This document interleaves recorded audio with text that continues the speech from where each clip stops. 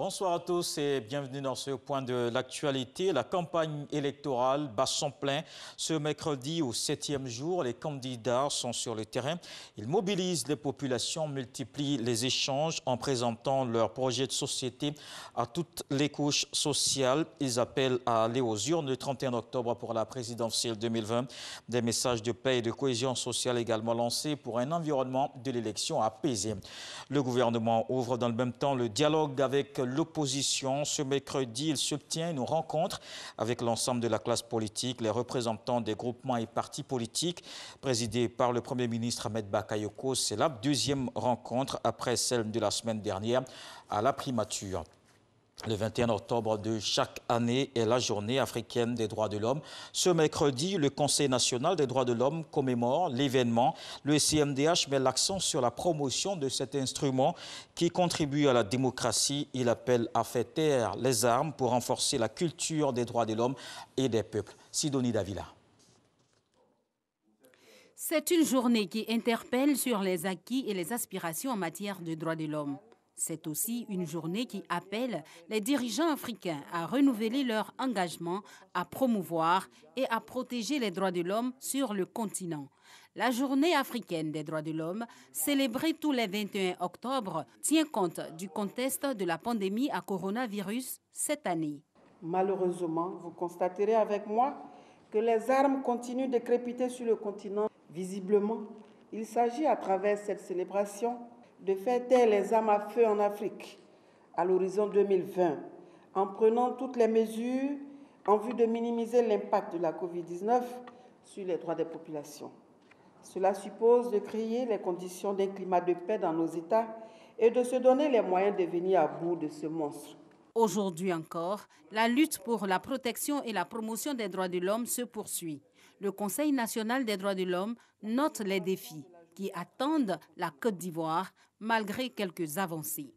La Côte d'Ivoire a été réélue il y a quelques jours au Conseil des droits de l'homme pour le compte du groupe Afrique de l'Ouest pour un mandat de 3 ans.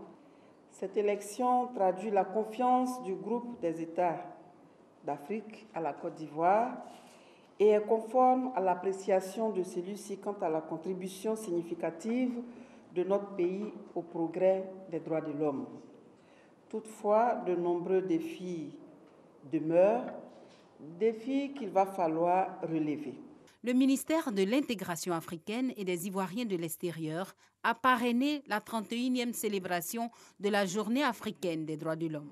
La question des droits de l'homme, elle ne doit pas être simplement vue parce que les fondamentaux pour les droits de l'homme, c'est les questions sociales, les questions économiques, etc., les questions juridiques. Mais il y a aussi de nouvelles questions, par exemple la question biologique.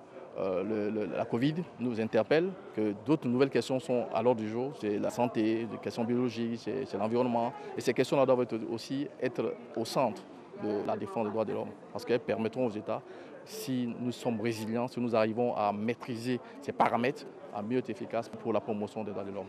Pour cette 31e édition de la Journée africaine des droits de l'homme, le CNDH a édité un document de référence reflet des engagements des États partis. Le titre de l'ouvrage, « Mécanisme africain de protection des droits de l'homme », s'inscrit dans le cadre de la coopération avec les mécanismes continentaux et sous-régionaux de promotion et de protection des droits de l'homme. En cette période électorale, les infox et les images manipulées envahissent la toile. Des faits d'il y a plusieurs années et même tenues dans d'autres pays refont surface. C'est le cas dans la nuit d'hier. Des rumeurs sur les réseaux sociaux annonçaient le feu au 3e pont Henri Konan Bédié. Dans un tel contexte des fake news, comment distinguer le vrai du faux? Ce n'est pas toujours facile. Les experts en appellent d'abord à la vigilance et à la vérification des faits avant de relayer toutes les informations que nous rencontrons sur Internet. Dans le reste de l'actualité au Mali, 15e jour de siège à Farabougou, cette localité malienne de la région de Ségou est toujours encerclée par des combattants djihadistes qui en interdisent l'accès. Pour la 2e fois mardi, l'armée malienne a largué par avion de la nourriture sur le village. Une médiation est en cours menée par des notables de la zone, mais de plus en plus de voix s'élèvent dans le pays pour réclamer une plus grande implication des autorités. Ils déplorent qu'aucun ministre ne soit venu s'enquérir de la situation sur le terrain. On termine. Au Burkina Faso, des centaines d'enseignants ont dû abandonner leurs élèves suite à des attaques de groupes armés. Plus de 2100 écoles ont été fermées après des menaces terroristes. Les enseignants de certaines localités ont plusieurs fois reçu la visite d'hommes armés. Le message était clair.